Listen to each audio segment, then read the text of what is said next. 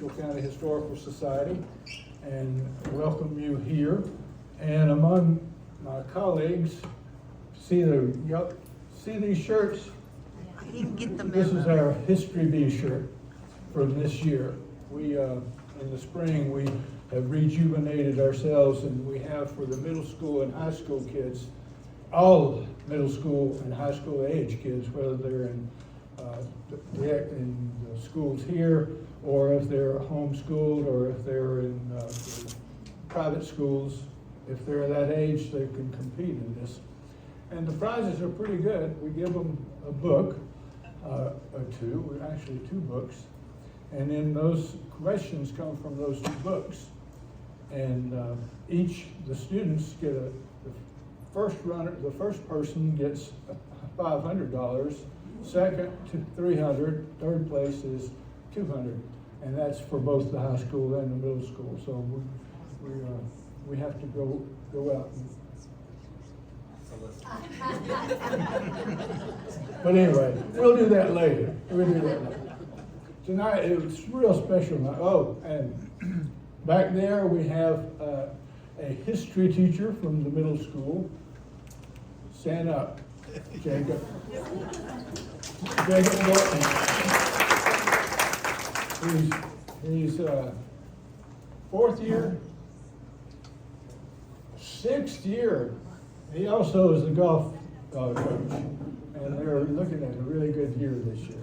Okay, good. And Mr. Sound, or Dr. Sound here, this is Bruce Curran. He is our vice chair. And let's see, Jamie is our office manager, program manager. Nancy Burleson,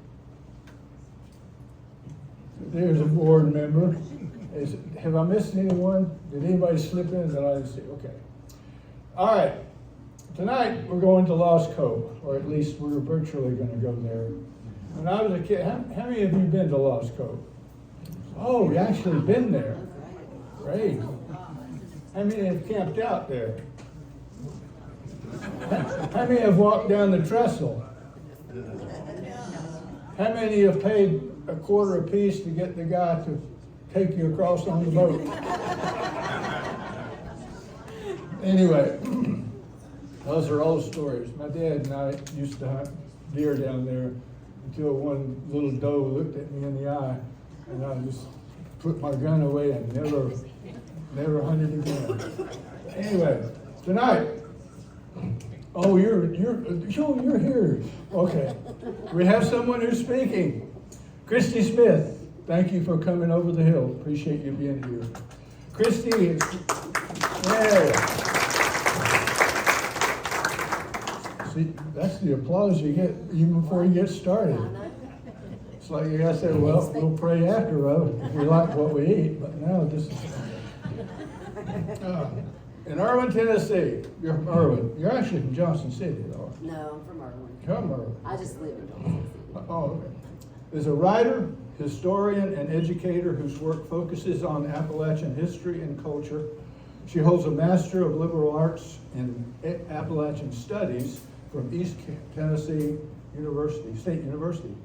She's the author of Lost Cove, North Carolina, a portrait of vanished Appalachian communities, which we have a bunch of, and she will be here to sell and sign. So, and I've had the opportunity to read it, so it's worth doing so. It's a good piece. Published by McFarland and Company in 2021, in recognition of her contributions to preserving North Carolina history, she received an Excellence Award from the North Carolina Society of Historians in 2023.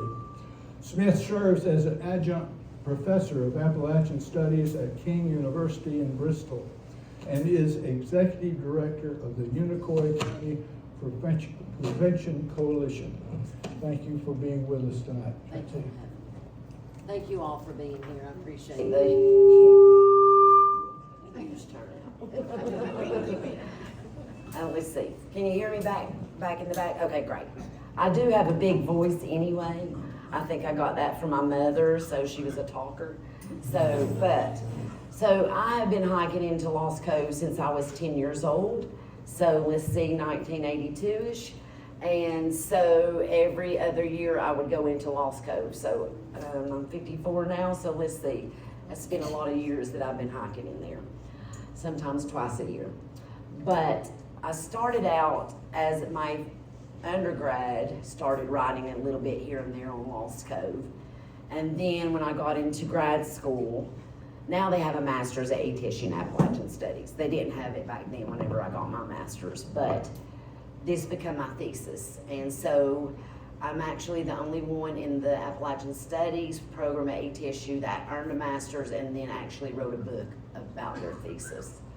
So I have tons of knowledge about Lost Cove since I've been hiking in there for all these years. And plus, in the book, you will have stories from those who lived in Lost Coves, their descendants, and then even railroad files are in there, where a lot of things that come from there were at the archives at East Tennessee State University and Appalachian Studies, and goodness, I can't tell you what all, deeds. I love Yancey County, I love North Carolina because you can just go online and get their deeds, right? You can download them onto your computer for free. So that was a lot of genealogy that I did that way down in Burnsville. So why I started with 1864 though is because even though there is only one person, and that's Wiley Tipton Sr., that actually had land in 1864 in Lost Cove. You will see John D. Tipton's his son. So that's that, and because Stephen Morgan Bailey, who is the original person who owned land in Lost Cove, and John D. Tipton enlisted into the Army in the North Carolina 3rd Mountain Infantry in Knoxville on the same day, which was June 11th of 1864. So you will see Stephen Morgan Bailey and Rebecca Deaton. You'll see John D. Tipton and Carolyn Peterson. If you go through Poplar, you'll see the Peterson stores, right? That's where Carolyn Peterson's family is from. Morgan Bailey, of course, is the son of John Yellow Jacket Bailey and Lavada Ray of Relief, North Carolina. Now, Lavada Ray's family owned all of where Burnsville Square is at back in the day. So it used to be called Ray Flats. So, Lavada's father actually deeded the land, 160 acres, to John Yellow Jacket Bailey, and then he actually gave the land to what now is where the Burnsville Square sits.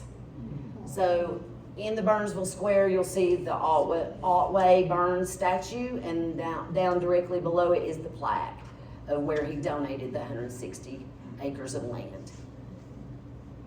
So Morgan Bailey was one of 20 kids, and then John D. Tipton's father, Reverend Wiley Tipton, and Isabel Whitson, which is Whitson's of Mitchell County, and then Wiley Tipton actually came from Kentucky, but they come back to live, and then John is born in Kentucky, but the family moved to Yancey County in 1850.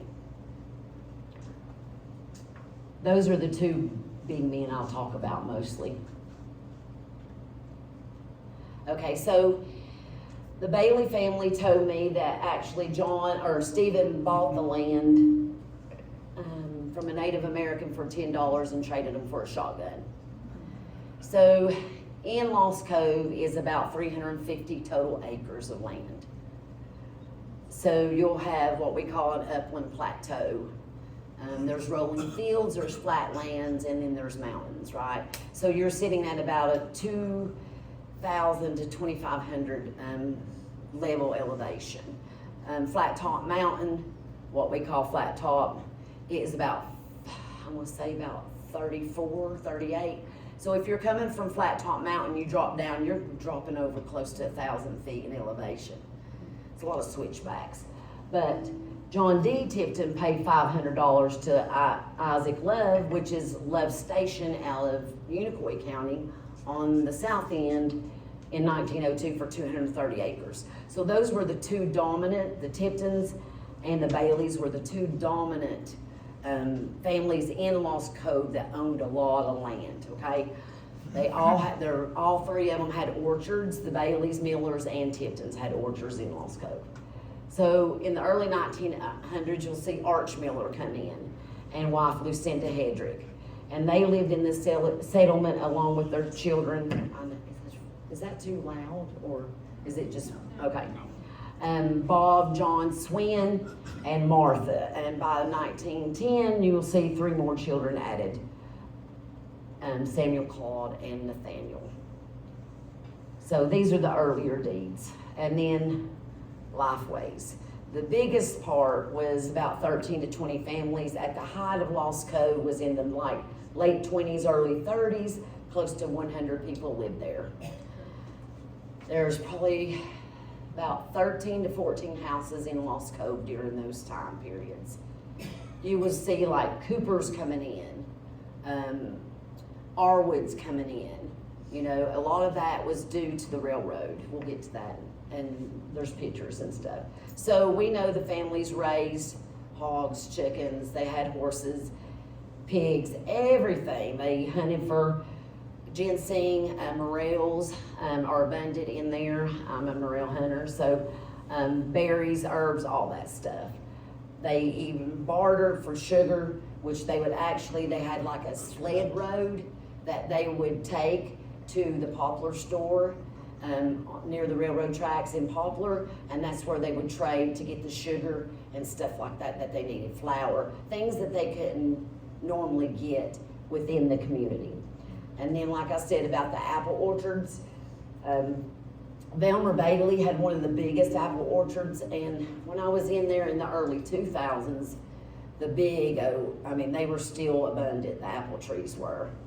So, and then of course the Peterson store, and that's where they did a lot of the trading too. I don't know if I'm skipping too much, but. So, Lifeways in there, J.C. Bryant, who was one of my informants, he actually came out of Lost Cove for the Korean War, and then he ended up residing in Unicoi County. They made a lot of hook rugs, and so during the 30s and 40s, they sold them by using their old socks, and then also burlap sacks, right? They used the burlap sacks. And so there was abundant spring water in Lost Cove. If you go in there today, you will see water just coming straight out of the mountain. There's one huge spring that was next to Velmer Bailey's house that still runs to this day. Men, of course, worked at the sawmill and then on the railroad. A lot of the families, all of them did that. Some of them were even the caretakers. They're the ones like Chester Bailey. He even worked for the railroad, but yet he also built the coffins, right? And so you had multiple men doing multiple different jobs. And then houses were made, of course, out of the logs. Children did the chores and all that good stuff. But Mac English, it's interesting to see more facts about Mac English, because Mac English came out of North Carolina, came out of Asheville, really over toward Hendersonville. His family owned sawmills. So it was by train, and he had a business in Johnson City that did veneer, cigar boxes, right? So he and a gentleman named Upton was from New York City. Even Upton actually had land in Lost Cove at one time, because what they would do is they would work together, do the sawmill, right, and then use that wood for the cigar boxes. Not only was it used for cigar boxes, but a lot of it was pulpwood too, that was sent down into Spartanburg, South Carolina, Canton, North Carolina, those places that needed that type of wood. So houses were made. Mac English, his house actually sat, if you came from the Unicoi County, Unaka Springs side of Lost Cove, it was close to Devil's Creek, and that's where a second track actually ran up the side of the hill, and that's how they would ship and use the train for shipping things in and out of there. They would even ship, like a car would go on a flatbed and then they'd unload it. But Mac English had a 2-story house in 1910 with a balcony. And it sat right there next to the tracks. And it was also, the bottom part of it was used as a general store. And so his wife was a Piercy lady, and she was an opera singer, and she would sing. Like she had this grand piano there. I mean, she had everything. They said it was the most immaculate house in all of Lost Cove, of course, but they would also purchase items from Sears and Roebuck, which who didn't, right? Unicoi County pottery, right? We're known for pottery, Cache Pottery and Blue Ridge Pottery. All those houses in Unicoi County along Love Street, Elm Street, Ohio Avenue are all Sears Roebuck houses, right? They were built to last, and they last, right? Now a house don't last worth anything, but they were built to last. And so they would purchase, they'd go to the store, right? They'd write down what they need and then mail it off. They had a hook platform right there at the railroad tracks that the train would come by, swoop up the big old, sack, maybe about this big, off the hook, and then it would be shipped to Poplar to be mailed out, right? And so a lot of times their walls were Sears paper. JC would say that they would stand on their head during, goofing around as kids, and stand on their head and get a laugh out of looking at the Sears Roebuck paper upside down, but it was used as wallpaper, right? Of course, they had chicken coops, barns, sheds, smokehouses. John Miller had one of the best smokehouses ever. And so those houses, even at one time out on Flat Top Mountain, you can look down into Lost Cove and see a lot of houses. Today, Lost Cove is mostly grown back up, right? All the timber's back. So they all helped each other. I remember Geneva Tipton McNabb telling me, JC, Euless Miller, all of them telling me that they didn't want for anything because they had everything, right? What they didn't have, all they had to do was jump on the train or walk the sled trail to go to Peterson's and to the Poplar store to get what they needed, right? So when one didn't have something, they gave it to the other and vice versa, right? So they did have a post office that was called Caro 10. And the postmaster was Mac English at one time, and then later in the 30s, after he left, Swin Miller became the postmaster. And then you did have Doc Cooper, who was the doctor who always came in and delivered the babies. And Lizzie Howe, she came from White Oak Flats, off of Spivey Mountain. If you went that way, you can go up to Flat Top Mountain from that way. And she lived over in the White Oak Flats community. And she was called in more often than Doc because it took a little bit for the doctor to get there, right? But Geneva was named after Doc Cooper. They asked Doc Cooper, where's the best place and the most memorable place you've ever been, you've been? And he named her Geneva for Geneva, Switzerland. So this is Velmer Bailey's 2 barns. You could see the road goes in between the 2 barns. And that rock wall is still there today. Maybe not as tall, but it is still there. And then back over this way is a huge mountain stream that comes out of the mountain. That is Hosea sitting in up there. They would sometimes play hide and seek and get locked in there at nighttime. You can hear them in there giggling. JC was said they'd be in there giggling, and it didn't matter if Elmer locked them in there for the night.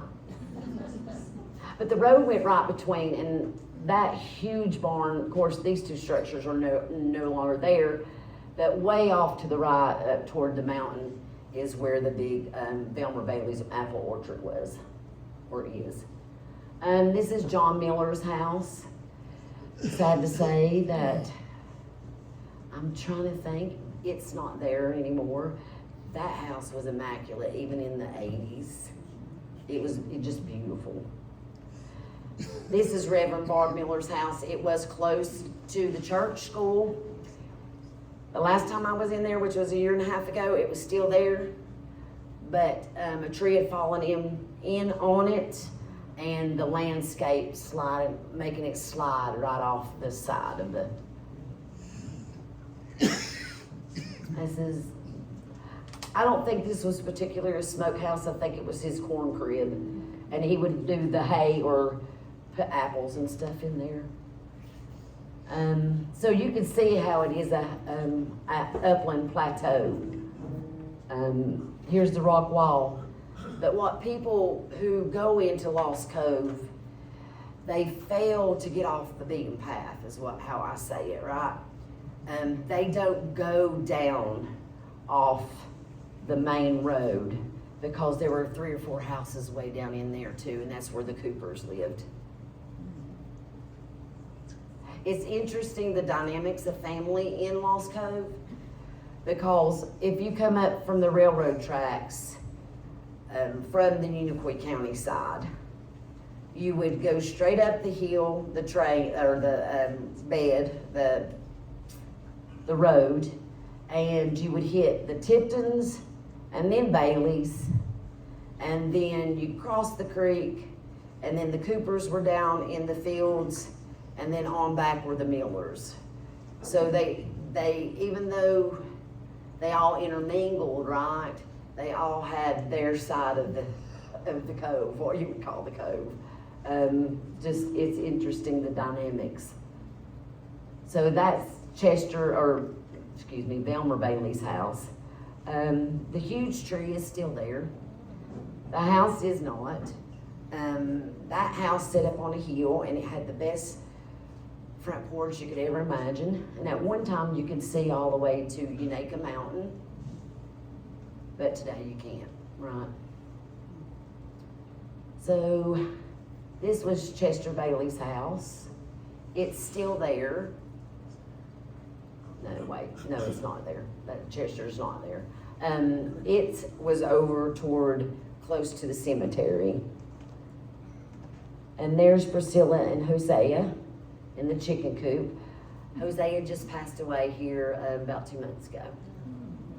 Yeah, I'm real close with his family.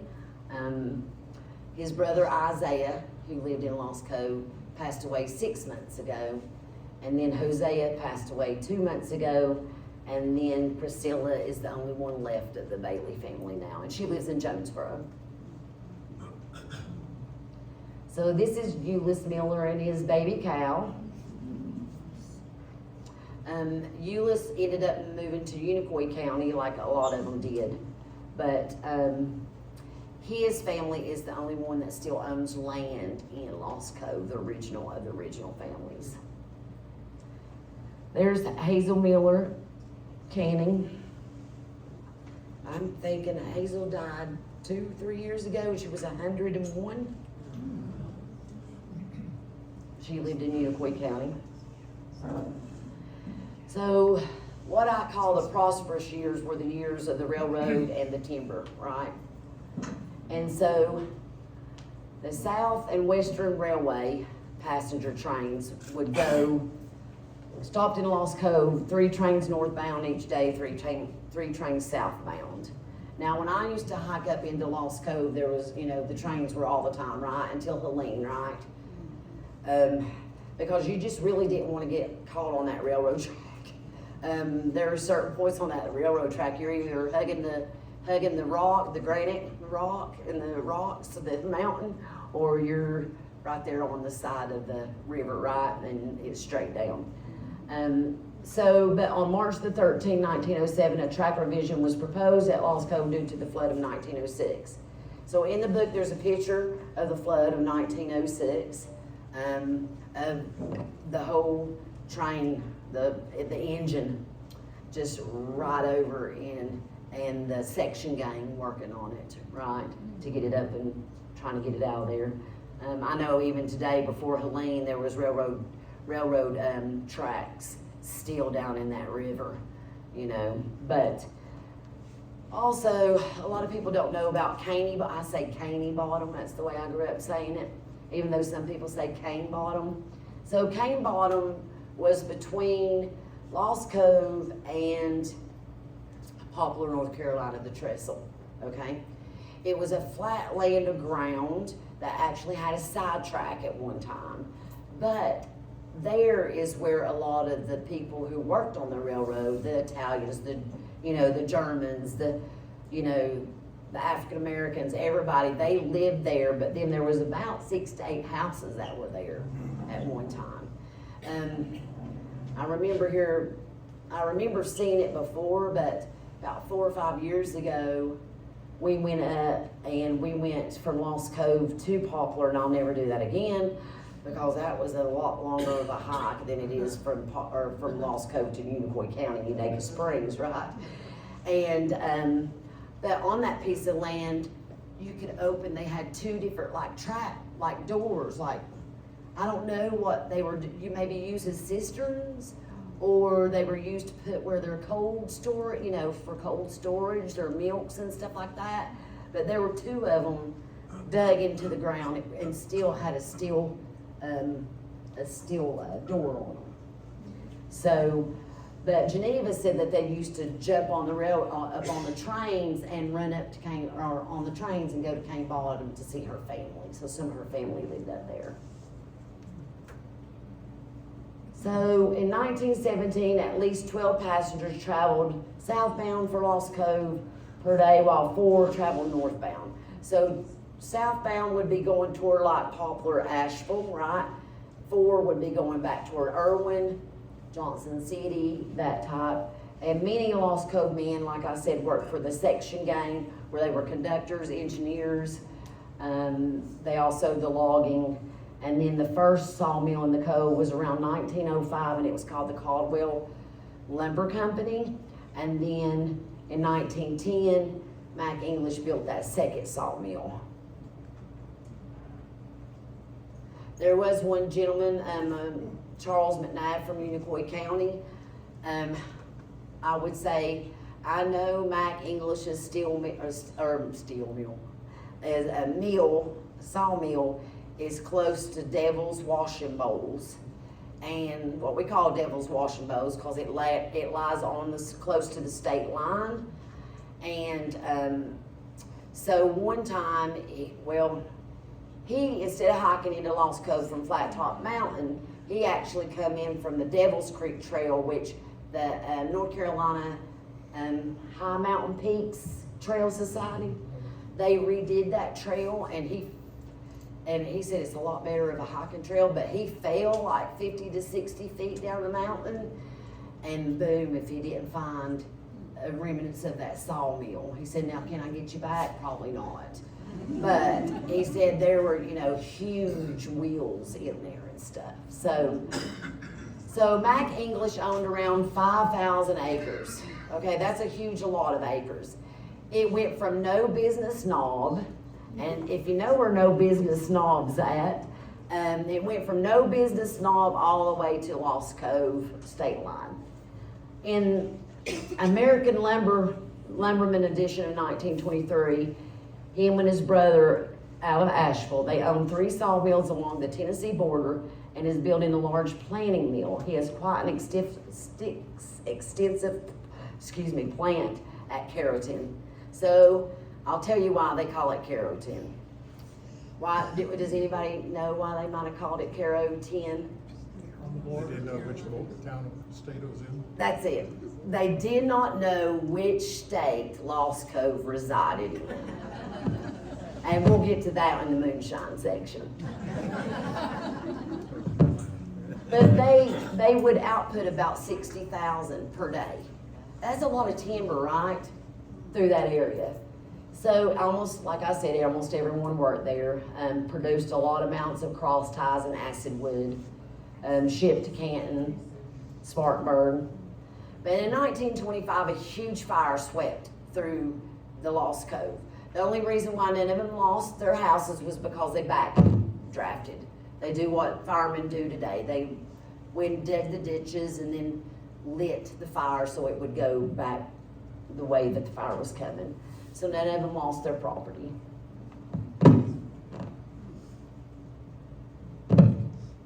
So there's a huge controversy with Mac English, and it comes to the railroad, plain and simple.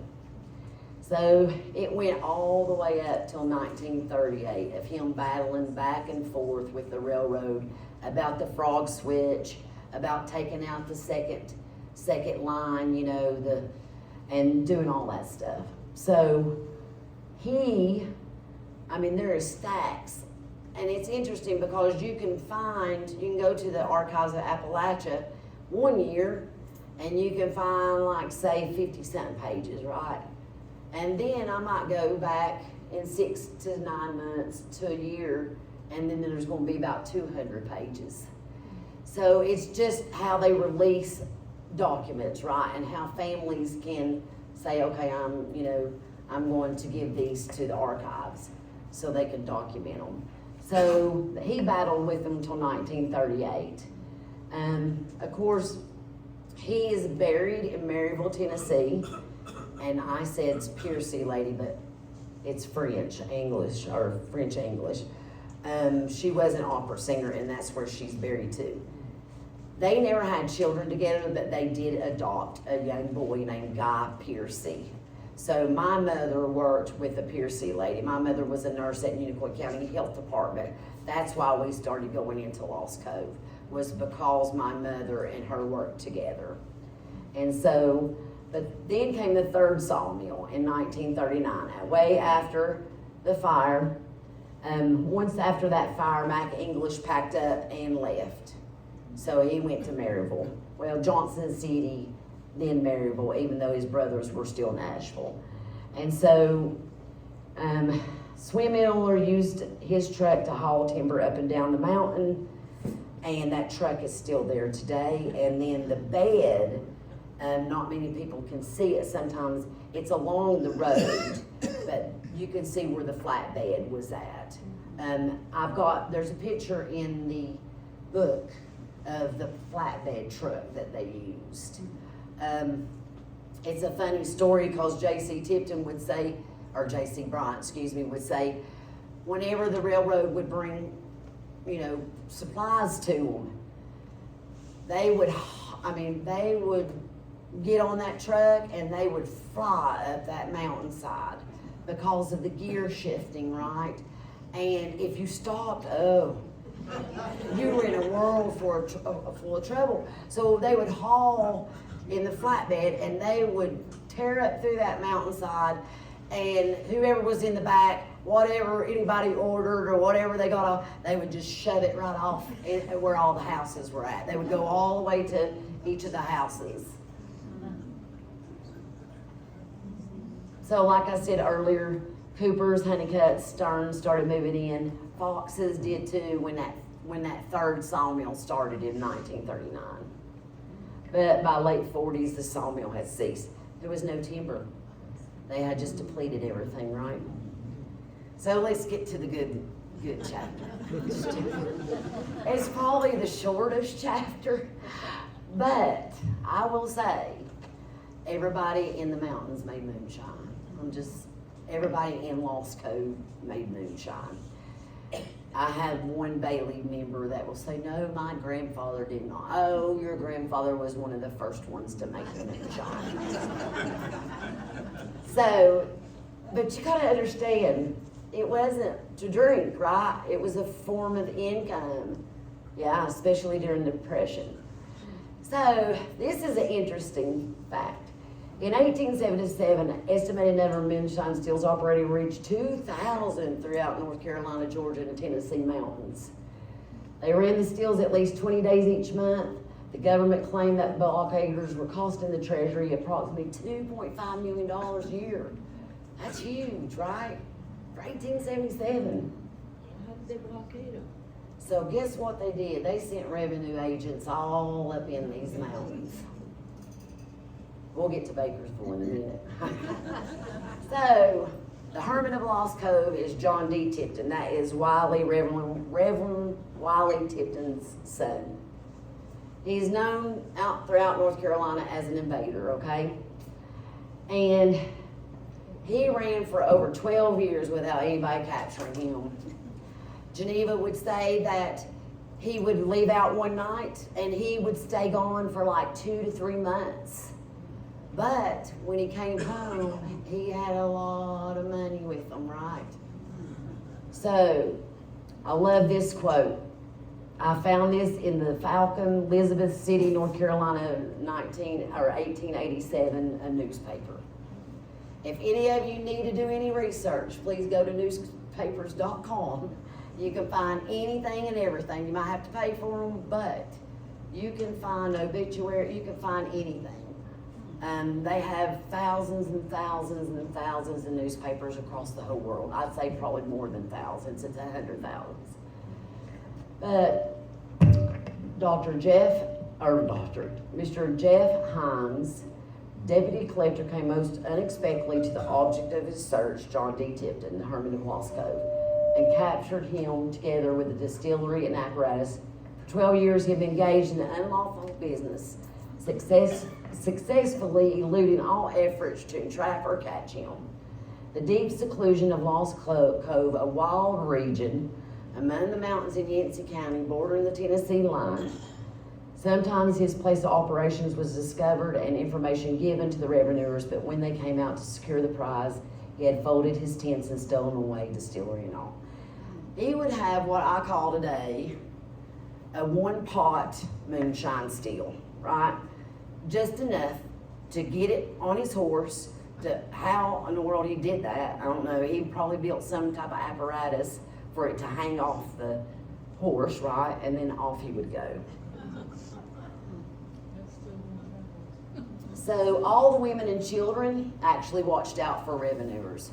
Most of them came up from the railroad, because if you were up top where the community began, you can actually look down toward the railroad to see if anybody was coming up through there.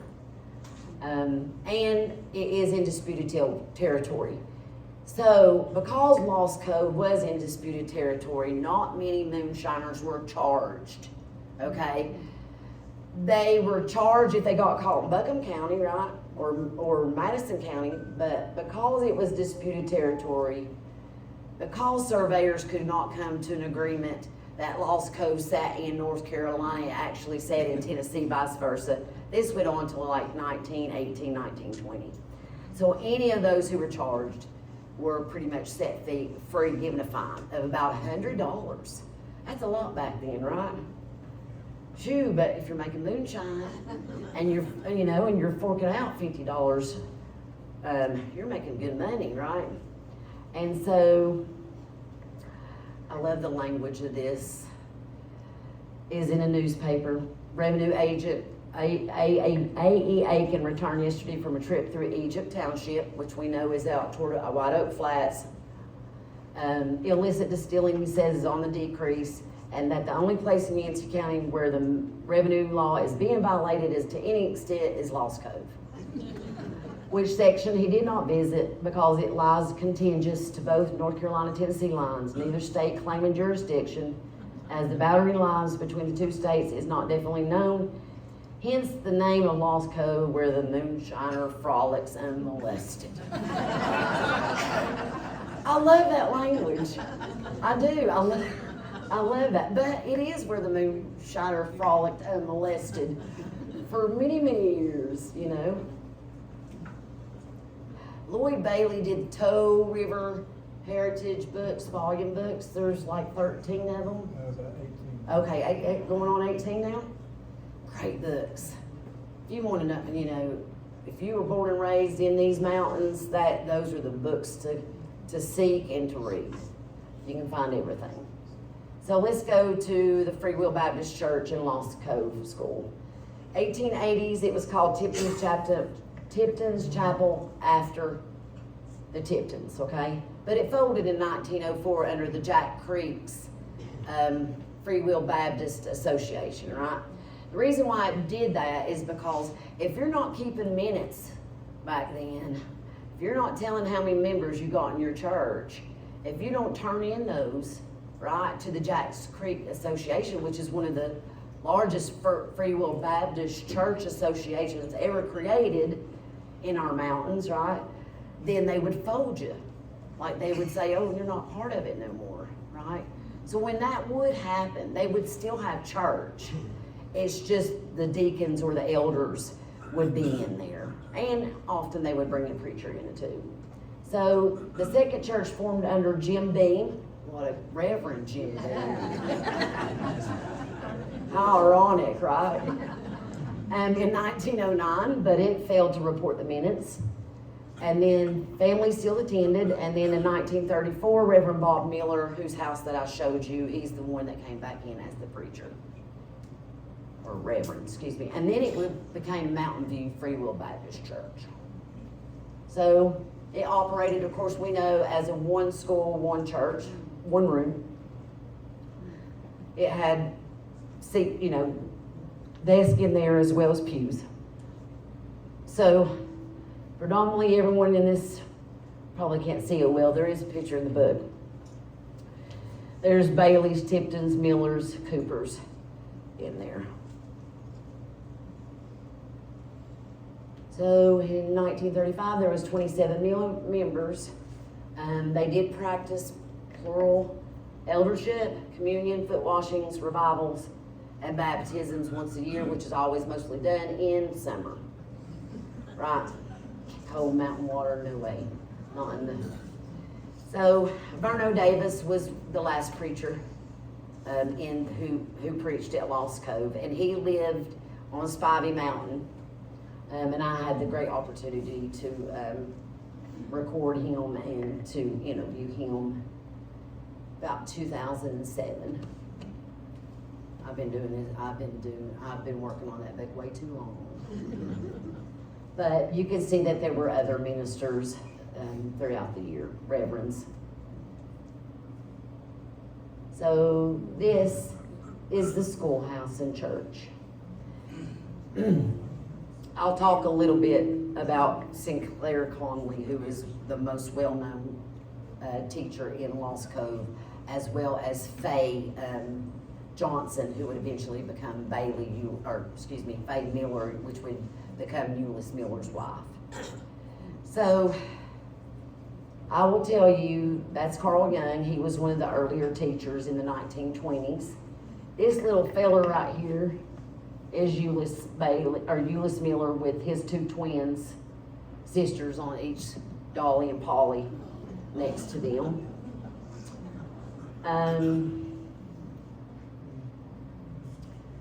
That's not a big group, but they did teach from kindergarten up to 11th grade. So you had John Howe, Bob Holloway, Roy Sprinkley, Carl John Hensley, Faye Johnson, and then Sinclair Conley. Faye taught in the late 1940s because Sinclair was coming in and out. He was a well-known theologian, very well Wake Forest, master's doctorate. I mean, like he had he was prestigious. Why would he want to come in there, right? Because he grew up in Jacks Creek, right? He grew up in Jacks Creek. So they did teach to 11th grade, but he would often bring more books. He would buy them himself, right? To make the world, let the children know about the world, right? Because when you're in that isolation, you're not going anywhere, right? You don't go really anywhere. You'll get on the train to go to Irwin or go to Poplar, but you may not get to go to Asheville or any of those places, right? But he taught them well. So in the 50s, this is when the huge decline began, was in the 1952, when the passenger trains quit carrying passengers, right? The coal mines were outputting so much that passenger trains started depleting. So more people started leaving the cove. And the Miller and Baileys were the two prominent ones. They're the ones that mostly stayed. right? And the smaller schools were consolidated throughout Yancey County. And then older students had to leave to go to B-Log, you know, and what they would do is they would live with a family close to B-Log, and then on the weekends they would come home and ride the trains back to the house, or they would get dropped off and then they would have to cross the railroad tracks to Trestle and then come in from the south side of the community. So again, here are some of the family names. And then this is so this is in the community. Timber depletion, right? Trains quit carrying them. School consolidations. People wanted to go ahead, not wanting to marry someone within Lost Cove. Because even though they may not be first or second cousins, they could have been 7th, 8th, 9th, you know. It's what everybody did. But men went off to the wars and then education. I will say Sinclair Conley tried his best to build a road in Lost Cove. They thought, if we build a road, we'll be able to get to where we need to go, right? We can go to school, we can go shopping whenever we wanted to. He thought that road was only gonna cost around $10,000. But when Yancey County Commissioners, when it was brought up, they came out, surveyors did, it was gonna cost well over $107,000 for that road. And because of the consolidations, not as many people were, you know, living in Lost Cove. It had dwindled down to just a couple of families, right? That there was no need, right? So, and the selling off of generational lands. So in 1957, actually January 1st, 1958, the Baileys were the last family to walk out of Lost Cove. They took their cow, they took whatever they could. Anybody took whatever they could, and they would go the railroad tracks to Irwin. That's where most of them ended up moving to, Jonesboro, Irwin. So they left everything in those houses. If you've hiked into Lost Cove back in those earlier days, you would see the stove, you would see the beds, you would see the curtains, you would see the wash tubs, you would see anything and everything, wouldn't you? Right? Because they always thought they'd come back. You know, they did. They always thought that they would come back.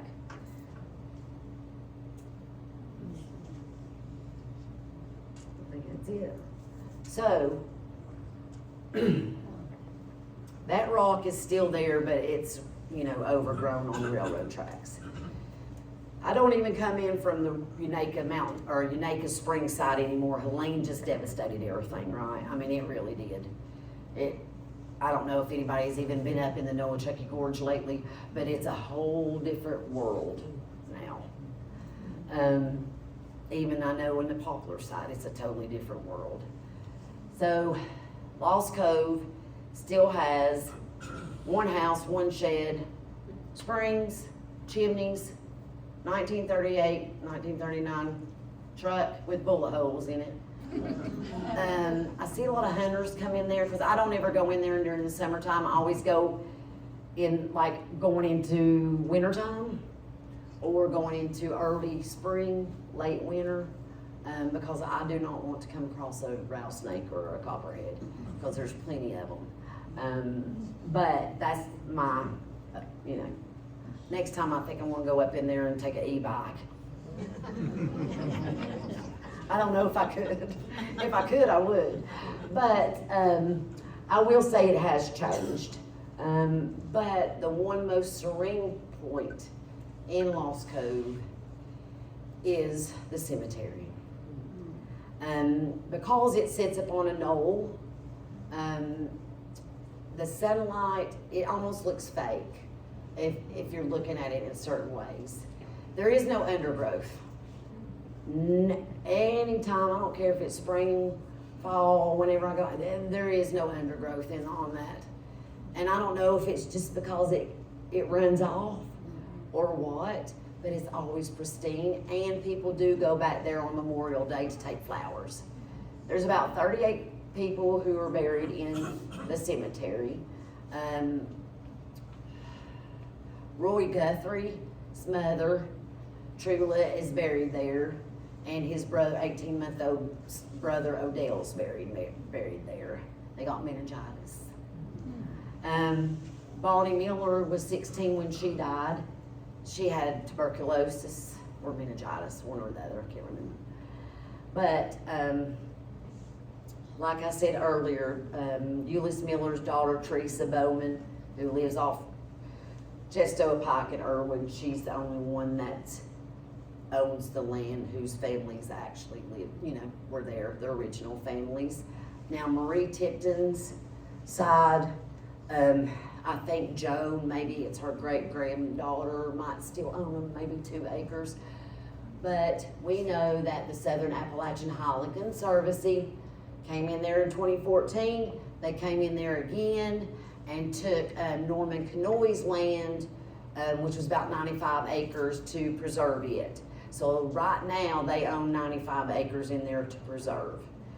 A lot of times when they do buy that land, they'll come in and they will take care of it, clean it up, right? They do a lot of that type of stuff. Take care. There is 2 gigantic chestnut trees in Lost Cove still today. Now, the 1920s, the plight came through and really killed a lot, but there is 2 big old chestnuts there today. I do know that some people will go up there and see if they can graft off the apple trees, just to see if they can, grafting's hard, but if you're able to do it, if you're a good grafter, you can do it. But I do know that mostly nature's just really taken back over what once was a community. And so I'll probably go back up in there in the late fall. I have people ask me all the time, are you gonna go back? And I'm like, yeah, I'd like to go back, but I need to figure out, because the switchbacks going back up Flat Top Mountain, it's about 900 feet of switchbacks, and it's steep, right? And so if you do hike it, you better just take your time, and you never know what type of weather is going to be in Lost Cove either, because you're in such an isolated that your phone doesn't work. I'll just tell you, your phone don't work. I had the opportunity 2 years before Helene, Mark Kemp, who was a Rolling Stone editor and writer, contacted me, and we went into Lost Cove and did a magazine article, and he had a drone, and that drone was able to capture a lot of, it was in Our State magazine. I want to say it was in April of it was before Helene, so 2023 or 2024. So if you can find Our State magazine, there's a great article in there about it. I still do presentations. I am working on 2 books right now, but this has been my baby, and since I was 16 years old, I knew I was going to be a writer. And it maybe not took till I was 48 to do it, but I truly cherished. And there's so much probably more information, like Cooper's. I did not get a lot of information from Cooper's. Like I put out newspaper articles in Johnson City Press, Unicoi County, Burnsville, Madison, Spruce Pine, way back in those earlier 2000s, and never got responses, right? And so the only way I could find things is through deeds. Yeah, of when the property flipped, if they bought it. It's interesting. Lost Cove property is not really worth anything. I mean, it's not. Back then they would sell it for $10, right? Or something like that. But does anyone have any questions? It couldn't always have been called Lost Cove if it wasn't lost at the beginning. It have some other name at the No, beginning? it's always been called Lost Cove. That's crazy. People can say, well, the due to its vicinity, right? That's why they called it that, but the railroad also called it that. because it was a train stop, right? So, yeah. You highlighted a couple different sources that you used, newspapers.com, archives, oral histories. What was the balance there? Did you mostly draw from oral history, from archival work, or from? Archival. The newspapers, like, now there's incidences, they're in the book, like, in 1952, it goes back to those earlier 50 years, New York, like journalists would come in there, and they would take pictures of them in a wash tub outside. Or that picture of them at the church and school, that's one of those pictures. It ended up in the parade in the 1950s. You know how parade, you probably don't know. Parade used to have, like, it was a mini magazine in a gigantic newspaper, right? Every Sunday, right, it would come out. And you'd flip through it to see what was in it. That was what was in one of maybe not Johnson City Press, because it came out in the New York Times, but it was in about that thick. And it showed all the pictures of them running, like, down the road on a Belmer Bailey made a makeshift go-kart out of wood. So you'll see those pictures in the book, but there's a lot of pictures in the book. But yes, archival work, definitely. Newspapers, they went to Asheville in 1952. In 1950, early 51, 52, it came huge snowstorms, right? Back then was North Carolina Operation Santa, okay? Somehow Raleigh heard about what was going on, that Santa couldn't be able to come in to Lost Cove in a helicopter, remind you, to give them presents, because they did that several times. Well, so instead, they ended up getting on a train and going to Asheville. And then, like, the Moose Lodge in Asheville and the big Peabody, was it a Peabody Hotel at one time in Asheville? They treated them like they were kings and queens and gave them everything they wanted. Presents like crazy. So that story's in the book too. Anybody else? Yes, ma'am. Electricity? None. What was the question? No electricity. They never had any. Yeah. So what they would do, of course, just to fight, every house had a fire, and then their candles, and that's pretty much it. They would have a little radio that was electric, that, kind of like the wind-up kind, to listen to things. Is there a picture in the book of the cemetery? What's a frog, and what's acid wood? Acid wood is like pulp wood, real small, like they grind it up. It would go on for certain, it's almost like you have planks, right? But then a lot of times at sawmills, you'll just have a big old pile of whatever. That's pretty much that. Have you done any research on the epidemics that could have touched Lost Cove? Mostly in the 1910s and 1920s, because it's diseases like any type of meningitis, that type of stuff. That's what they mostly, tuberculosis and meningitis is what some of the younger kids died from. I noticed one of the news articles was from a paper in Elizabeth City. How did word get from here to Elizabeth City in That's a Pasquotank good County? one. Isn't that fun? Yeah. That's a good question.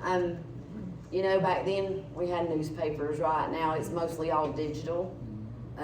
So I'm sure that came from a library that had different newspapers. But that definitely came on the newspapers.com website. That's how I found that. It's through that archive. Anybody wanted to hike up to Lost Cove? You leading tours? I will say it will take all day. I always say go up at sunup and come out before sundown. How long's the hike? It's about all the way, if you want to see everything in the community, which isn't much, but It'd be about 9 to 10 hour a day for the day. Is there a gallon of moonshine somewhere with an actual label? I'm sure there is. Want to see? Is it Something somewhere? to keep you going. Yeah, my great-grandfather was an engineer, and he ran the steam engines on the railroad. And he would stop, it would take him 3/4 of a mile to stop at Lost Cove to go up there into the community to get moonshine. And he lived to be 102, and so he would tell me quite often about the moonshine, how great the moonshine was. Because if you go think about it, if it's coming out of that spring water, right, it's gotta be good moonshine. Gotta be. But I do know that several of the families would roll barrels down to the railroad tracks, and the railroad men would take the moonshine with them to Irwin and distribute it out. So they made good. I mean, my great-grandfather would drop $50 each time that he was there, or more. But he made moonshine too, so. Anyway. It was a big commodity, and like I say, especially during the Depression and places and that, you know, they used it to trade. Is there any corn left to make hush puppies? Yeah, today when you go up there, you can't see the Unaka Mountain anymore. Just the timber's come back though, right? The timber has come back. And the Appalachian Highland Conservancy has it for like, I wanna say 5 years. So in the book, it talks about all those people who owned Lost Cove after those people left, after everyone left. So, anyway, thank you all for coming out. I appreciate it.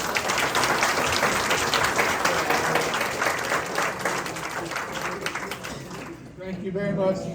Appreciate that. That's good. One about the question about how did the information get to Elizabeth City or that area. Back in those days, the big papers would often subscribe to smaller papers. And if you go through newspapers.com, by the way, if you're interested in newspapers.com, come to the Mitchell County Historical Society and we will work with you, and you can search there for free. So just come down for that. But they would share that, and you will go through some of these older newspapers as you just saw, and there will be stories that would be taken from little towns all around North Carolina.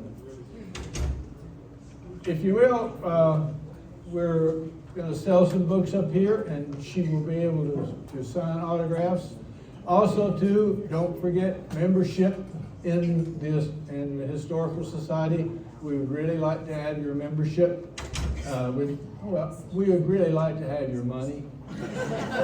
And what we will do is we will put you on our mailing list, and your money helps to support these programs. And of course, the History Bee, we're going to work on that with some other corporate sponsors, but we really would like to have your assistance as we use to do our programs. Thank you all for coming. Next month, it'll be Alex Glover. Alice Glover will be here next month talking about the rocks and stuff. Spruce Pine Mining. Spruce Pine, right here. Right here. Thank you again for coming.